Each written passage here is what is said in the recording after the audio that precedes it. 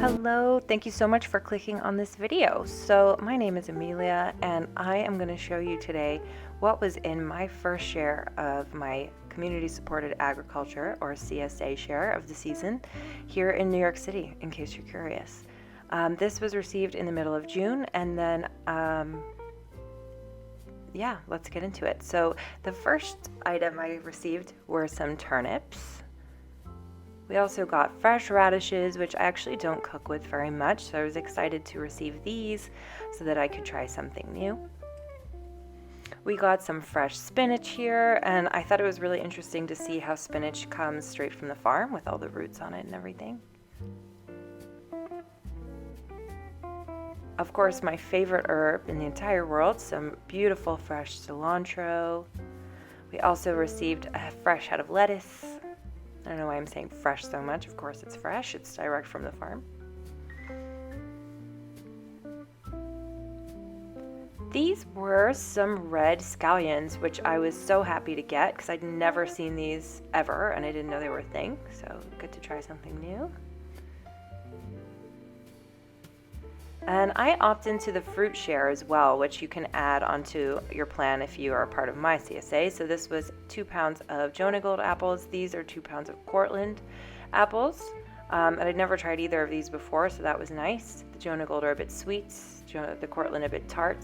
And then I got a dozen eggs and a couple of extra pieces since I volunteered for this distribution. So I picked up some extra spinach and apples. Nice. I also got an extra half dozen eggs because I do share some of this with my sister. So if you are curious to see how I used all of these pieces of produce, I suggest you keep watching so that you can see some of the recipes that I decided to make this week. Some are new for me, and one was an old tried and true recipe that I just love. So yeah, please keep watching if you're interested. So the first recipe I decided to make was a chicken salad.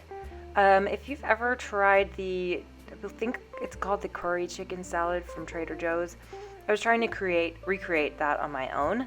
So I did use some frozen chicken thighs, and I do apologize for the shaky cam here. I'm very new to video filming, so we're just going to have to go with it. But I tried to stabilize the clip because every time I hit the counter, the camera shook. So I baked the chicken thighs that were frozen. Were actually according to the recipe on the bag. Some of the frozen chicken thighs from Trader Joe's. And then here I'm just ripping it up so that it's in smaller bite-sized pieces.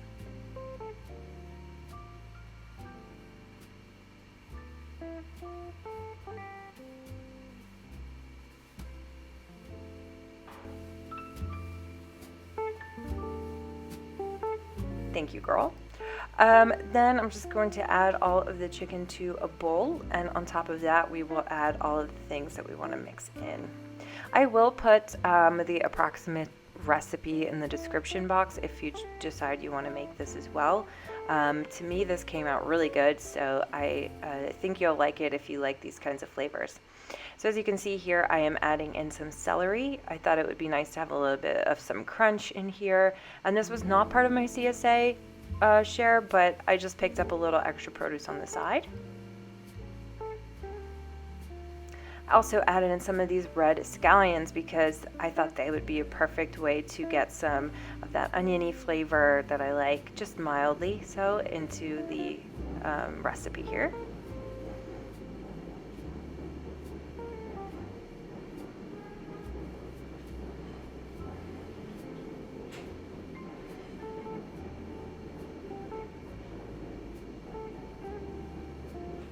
And then I'm adding the wet ingredients. So I added about 1/4 cup of mayonnaise.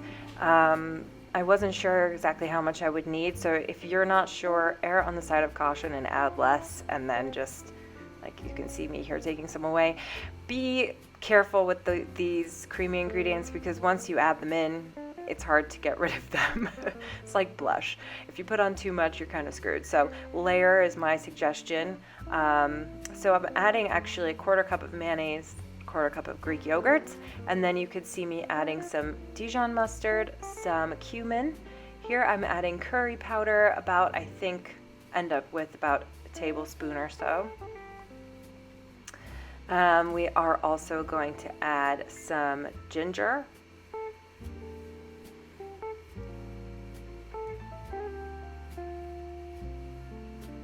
And I'm going back in with more cumin, I think.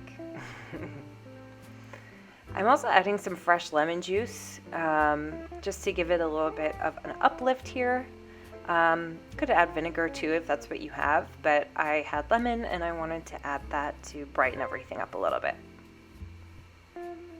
And then you just mix. I am definitely aware that I haven't added salt and pepper yet. Don't worry, I did add that. I don't know if I show it, but I do add it, because you have to taste for salt and pepper. Here I am tasting it and adding more. What I did decide to add were some raisins. I thought it could use a little bit of sweetness. And then I don't show this, but I actually did go ahead and add some of my Jonah Gold apple to this, diced up. It made it a little bit crunchier and sweeter and just fresher tasting, and it was really, really good. So I definitely recommend trying this recipe if it looks good to you, which maybe it doesn't because it looks a little bit unappealing there, but I promise you it tastes delicious. So how I decided to serve this was as a lettuce wrap of sorts. So I put it in some of the fresh lettuce I received from the CSA, and I just sort of wrapped it up. I thought this was I would be a little bit more creative than I normally am, because usually I'll just serve something in a bowl and call it a day. But as you can see here, I am rolling everything up. Oh, there she is. And gonna give it a taste test. And it was really, really good, very fresh. I think, yep, past me agrees. It's really good.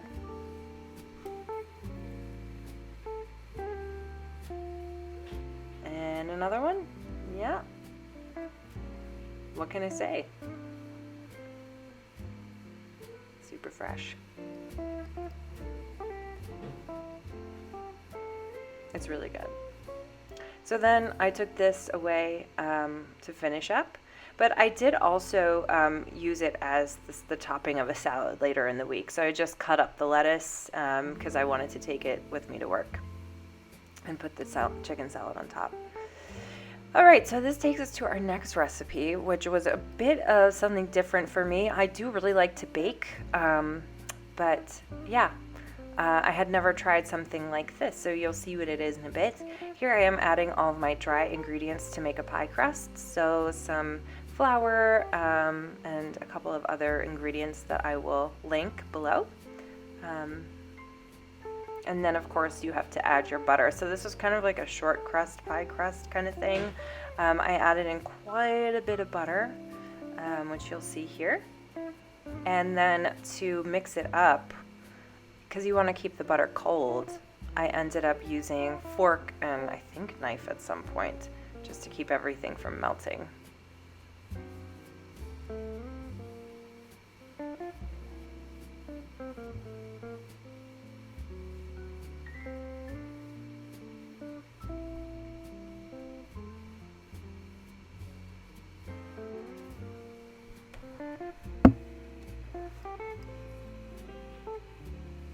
So here I am attempting to bring all of these ingredients together. It did take quite some time of just kind of crushing the butter with the forks, but it did come together after quite a few minutes. So it's supposed to have the consistency of coarse crumbs, which I think I achieved here. Yeah, just having a hope there. Then you're supposed to add an egg yolk and mix that all together with some vanilla. I actually lost my 1/4 teaspoon spoon, so it was 2/8. And then yeah, mix this all together.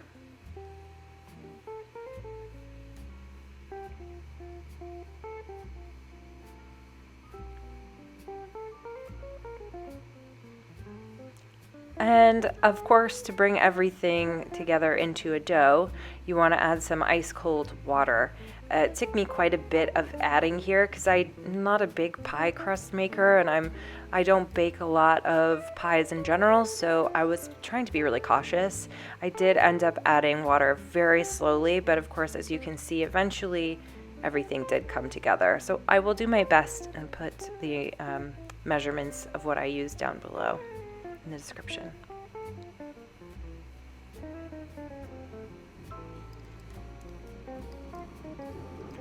All right, so I didn't show it there, but I did, I think, chill the dough for a bit, and then I am ready to butter the pie tin here and add the dough.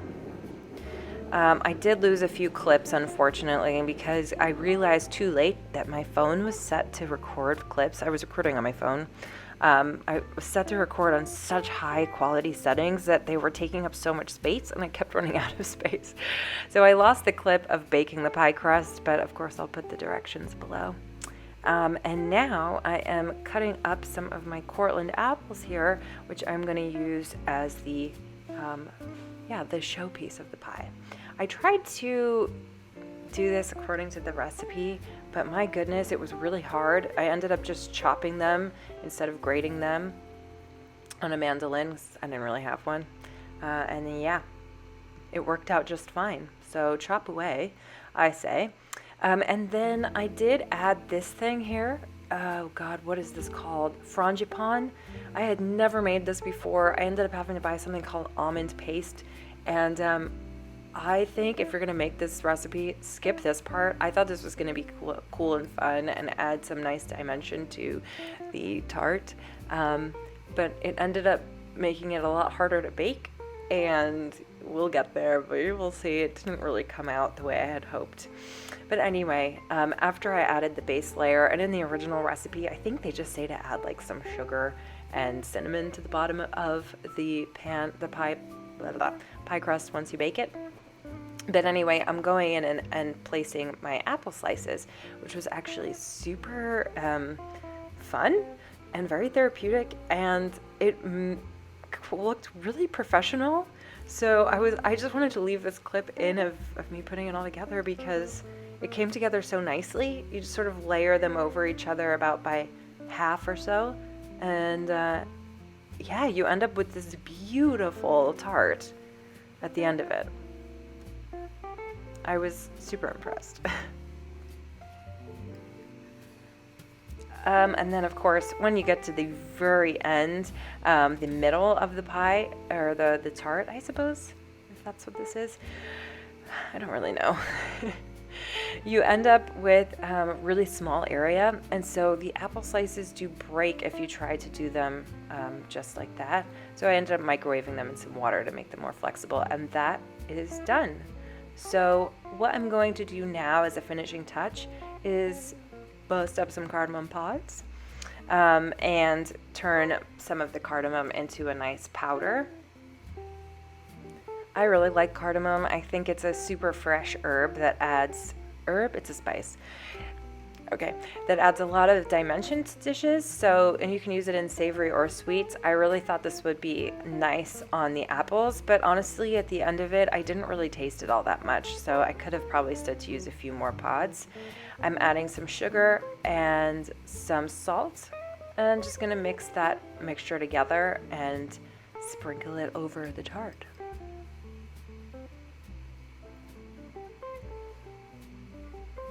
I tried really hard to get this in between the apple slices because I think that a lot of people in the comments of the recipe were mentioning to do that. So I tried. Shaking it up. And then, of course, to get a nice color and just add a little bit more flavor to the tart, you can add some butter to the top.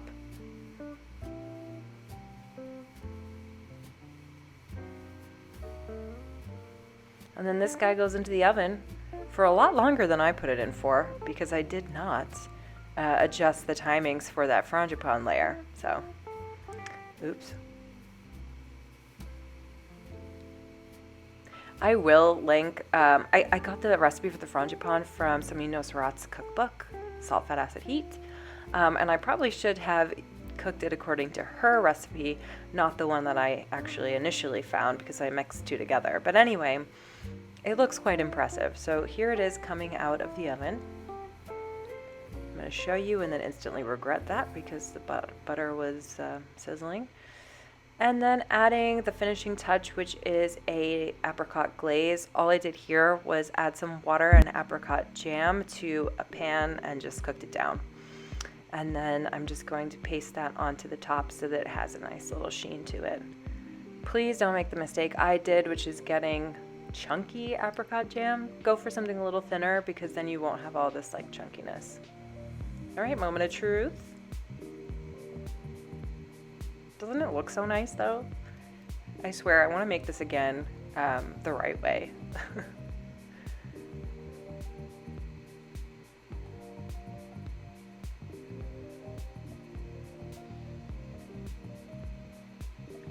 Is she gonna get it? Yes. So here's the deal. It looks great.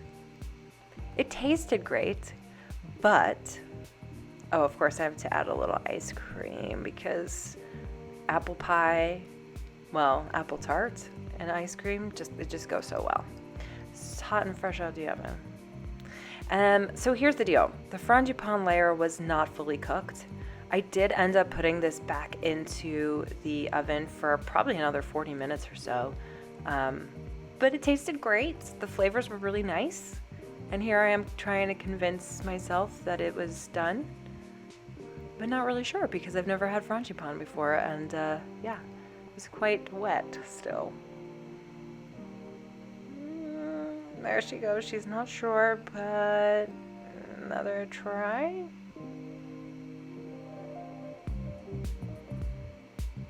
Yeah, it was still raw. Anyway, I did put this back in the oven for, like I said, another 30 or 40 minutes, I think. And I did put foil over the top so it didn't brown too much. But yeah, this is what it ended up looking like. So definitely recommend trying this if you want to impress yourself.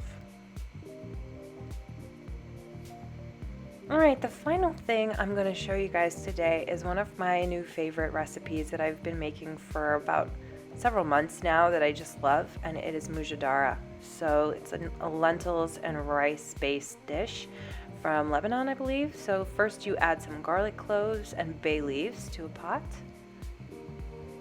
Also going to add here, I believe that is cumin, and a lot of black pepper. This was, I think, about 20 twists.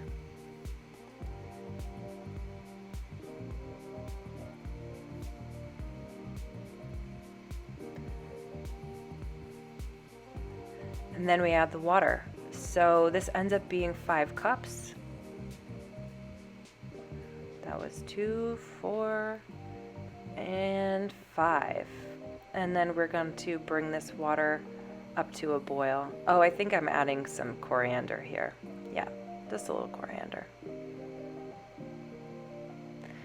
So then I mix everything together, bring the water up to a boil, and start chopping up the onions, because a really nice highlight of this dish is caramelized onions. So I decided to caramelize up 1 white onion, or sweet onion I guess, and 1 red. Yeah. Actually I had to put goggles on at some point. I keep some goggles in my kitchen because I am a big onion crier, which I'm sure I'm not alone there. But anyway, I was adding some onions to the oil here, and then you just keep mixing them for about 30 minutes. Then once the water is boiling, I'm adding my green lentil and stirring to combine. And then you set it to, or sorry, I added my rice first because the rice is brown, so it needed to cook a little longer. Then after about 10 minutes, you add the green lentil, and voila, it's about done. Just smash up the garlic cloves, add in some herbs. I added some fresh cilantro and red scallion that I received from my CSA. And of course the condiments of dreams. So we have sriracha. These were some of the radishes that I got from the CSA that I actually just put into a pickling liquid. So I made some pickled radishes and more of those fresh herbs on top. I did add some yogurt and then garlic paste, which I think is Lebanese. and it's called Toom. And then that was it. And it's so delicious and very easy to make because you just sort of throw everything into a pot. And yeah, that is the bomb. So that's everything that I made this week. I didn't show you using all of my ingredients, but some of them, if I didn't get to use them, I did freeze some of them. And yeah, some of the fruit I just ate as is. So yeah, I hope you enjoyed that, and I hope you tune into my next video in which I show you my second week share. Thank you so much for watching, and if you like what you saw, please hit that thumbs up button and subscribe if you want to see more. Appreciate you!